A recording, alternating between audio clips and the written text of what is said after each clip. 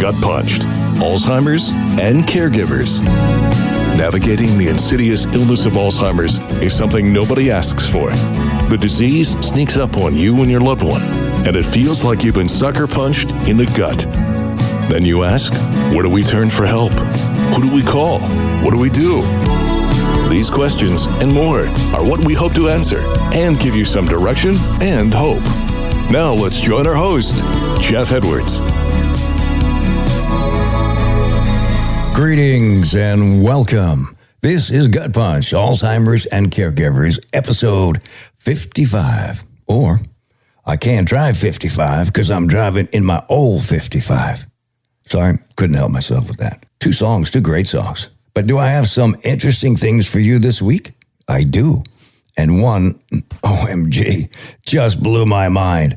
You're going to think I'm pushing your leg. We're going to have some things in the news from the Alzheimer's Association, something from WebMD for caregivers about daily care routines. There's a story about a smell test. That's right, a smell test that can spot early dementia. And this next one, now this is really crazy if you think about it. Most patients are unaware of an Alzheimer's diagnosis. You heard me right. Most patients are unaware of Alzheimer's diagnosis. I mean, that's just crazy. You'll hear it. How's everybody doing? Great, I hope.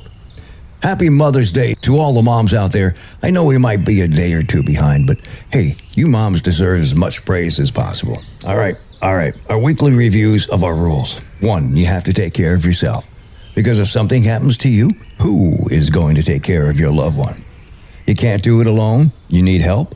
Find a good caregiver group or network with friends and relatives. Number 3, make a list of people, friends, relatives, co-workers who have offered to help you in time of need. And then make a list of things that you need done but can't do yourself because caregiving duties are overwhelming. Use the lists. Start at the top and keep going till you get what you need done. You'll find it very helpful. And number 4, create a help signal. Identify a cue or phrase to confirm your loved one is comfortable with receiving help. Make it something that your loved one can remember, something easy, write it down on an index card or put it somewhere so they can save it and locate it. It will help put them at ease. Because, if you need help and you get help, sometimes it can be awkward or scary for your loved one to have perhaps a stranger, at least to them, or even a relative that they maybe don't remember, but it's something good to do. Okie dokie, let's get rolling. Jammer, hit me with the harp. Did you know most dementia patients are unaware of diagnosis? That's what it says. This was going back to January 21st, an article written by Dennis Thompson. He writes a lot. Many elderly people and their caregivers don't even know a doctor has diagnosed them with dementia. More than 3/4 of patients with dementia were not aware of their diagnosis, according to results recently published in the Journal of General Internal Medicine. It's not because the people didn't have access to care. Fewer than 7% of the people in the study lacked a primary care doctor. Instead, the complex nature of patient-physician relationships might be the reason for this awareness gap, researchers said. The physician may not be diagnosing the patient or may be withholding diagnosis of dementia, lead researcher Josh Martins-Caulfield, a medical student at the Icahn School of Medicine at Mount Sinai, said in a news release. Quote, in practice, physicians often hesitate to diagnose dementia, citing reasons such as insufficient time with individual patients to conduct a screening process or not having dementia-specific training, he continued. The discomfort of providing the diagnosis may also lead them to wait for patients or family members to raise concerns about memory issues rather than initiating discussions proactively, Martins-Caulfield added. For the study, researchers asked more than 300 people or their caregiver if they've ever been diagnosed with dementia or Alzheimer's disease, or if a doctor had ever told them that they had dementia. The patients, average age 76, were all taking part in a study of brain health in Texas and had completed a standard cognitive test to see if they had symptoms associated with dementia. However, about 81% of the people with diagnosable dementia were unaware that they had the condition, results show. The number was even higher among Mexican Americans, with 85% unaware of their dementia compared with 68% of white people. These results jibe with other studies showing that Hispanic adults are more likely to have an undiagnosed dementia, researchers said. Timely diagnosis of dementia is crucial to make sure that both patients and their caregivers receive adequate treatment and support. Dementia diagnosis unawareness is a public health issue that must be addressed. Senior researcher Dr. Louis Morgenstern, a professor of neurology at the University of Michigan Medical School, said in a news release. The diagnosis of dementia provides the opportunity to seek out treatment and home care services to help both patients and caregivers, Morgenstern concluded. If the diagnosis is not given or the understanding of the diagnosis is unclear, it is a missed opportunity. Now that's kind of scary, really, if you think about it. We'll be right back to Gut Punched, Alzheimer's and Caregivers. Are you the caregiver for someone living with dementia? You're not alone. I was a caregiver for my wife for 10 years, and it was a lot of work. I'm a caretaker for my wife who has Alzheimer's. I'm a caregiver of my husband that has CTE, and it's incredibly challenging. The Dubin Center in Fort Myers has been offering free educational classes and support since 1995. The Dubin Center has helped me exponentially with so many questions answered. It's just been great. This is Gut Punched, Alzheimer's and Caregivers. You know the old saying, the nose knows. Well, a smell test can spot early dementia. That's right. This article goes way back to March 27th. Not sure how I missed it, but I did. The nose might know whether a person is showing early signs of dementia or Alzheimer's disease, a new study says. That's right. Older adults who have developed mild cognitive impairment, a precursor to dementia and Alzheimer's, scored lower on a peel and sniff test than people with normal brains, according to findings published March 24th in the journal Scientific Reports. This sort of test can be taken at home to provide an early red flag or future declines in brain functions, researchers said. The goal has been to develop and validate a cost-effective, non-invasive test that can be performed at home, helping to set the stage for advancing research and treatment for Alzheimer's. Senior researcher Dr. Mark Albers, a neurologist at Massachusetts General Hospital in Boston, said in a news release. Early detection of cognitive impairment could help us identify people who are at risk of Alzheimer's disease and intervene years before memory symptoms begin, Albers added. In the test, participants sniff odor labels that have been placed on a card to assess their ability to identify, remember, and discriminate between different scents. People sample each odor, and then they name the odor from a set of 4 options. Questions follow about how sure they are of their selection.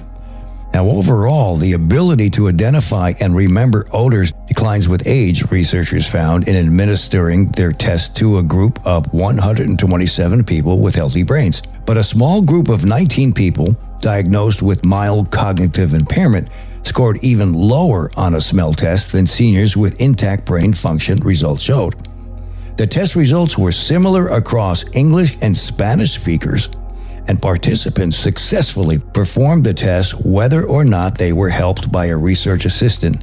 Our results suggest that olfactory testing could be used in clinical research settings in different languages and in older adults to predict neurodegenerative disease and development of clinical symptoms, Albers said. However, more study is needed to further validate the test and to see how it might fit in with other cognitive testing for dementia and Alzheimer's, researchers noted. Pretty interesting. I have a good sense of smell, but I don't know how I do on this test. We'll be right back to Gut Punched, Alzheimer's and Caregivers. In the fight against Alzheimer's, now matters more than ever. Because now we have treatments that could change everything. But now is no time to stop. Now we've got momentum, so now we use it. Now we seize the moment. Now we turn the tide. Now we make a difference and make some noise. Now is the time to get up, get out, and join the movement. At the Alzheimer's Association Walk to End Alzheimer's, held in over 600 communities nationwide, and we need you with us. Because now is the time for hope. Join the fight at alz.org/walk. This is GutPunched, Alzheimer's and Caregivers. Here's something from WebMD, and it was written by Stephanie Langmaid, and the title is called Ease Your Loved One's Daily Care Routine. Now, this particular piece is quite lengthy, so we're going to do part of it today, and we'll include the rest of it next week. Alzheimer's disease slowly steals your ability to take care of yourself. Skills you take for granted, like getting dressed and brushing your teeth, become daily challenges and sources of conflict. Now, if you take care of someone with the disease, you may have to walk a fine line between helping them hold on to their independence and keeping them safe. But there are ways you can make the daily care routine easier. Simplicity and flexibility are the key. Dementia brings loss of abilities. And we know in the early stages of Alzheimer's disease, when dementia symptoms are mild, you can usually handle personal tasks on your own. But as memory loss gets worse and thinking and reasoning skills break down, it becomes hard to manage without help. By the middle stages of Alzheimer's, you may start having trouble fixing a meal and picking out the right clothes for the weather. When cognitive decline gets more serious, you need assistance with all of your personal care, from bathing and grooming to using the bathroom. Here's an aside. Did you know, as time goes on, your loved one may not recognize food, and the physical act of chewing and swallowing can be hard. Now back to make the day run smoothly. It's common for someone with Alzheimer's disease to be frustrated by their situation and have trouble accepting help. Caregiving can also be frustrating and emotionally charged. You're both navigating a changing relationship and different boundaries. You can make day-to-day living easier with some adjustments, and keep these ideas in mind. The first one is routine. Sticking to the same daily schedule can help the person you're caring for feel secure, and it keeps you from having to get organized every day. It should be similar to the way they've always spent their days. Consider posting it so they can refer to it and know what to expect. And then there's timing. Certain activities may go more smoothly if you do them at a particular time of day. For example, if your loved one is at their best first thing in the morning, do more challenging tasks then.